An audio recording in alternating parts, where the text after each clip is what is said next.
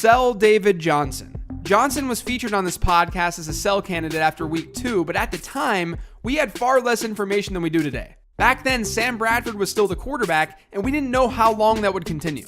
And we also didn't know how long they'd continue down this path of running so few plays offensively. Since that time, Arizona made the move to Josh Rosen, but the problem is they've gone from 50.5 offensive plays run per game to 48.7. And that's hurt David Johnson's ceiling. Now, his fantasy point totals haven't been all that bad. Johnson's actually a low-end RB1 in cumulative PPR points scored at the position after 5 weeks.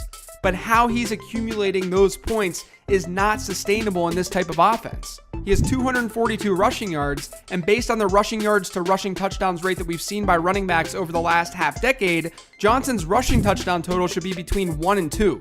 Instead, he has 4 touchdowns. This is not like a Todd Gurley situation where his team is consistently putting him in plus situations.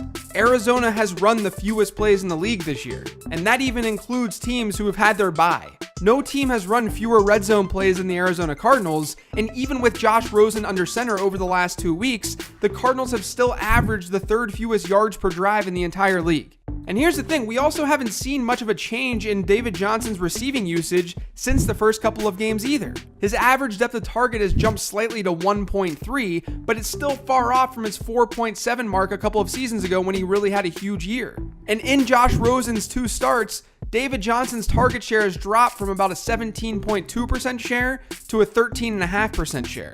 Now, the Cardinals' offense can and hopefully will improve as the season goes on, and that'll make David Johnson a little bit more viable. But this is also a time to sell because he's clearly overachieving in the touchdown column to start the season, and a lot of fantasy owners may not realize that.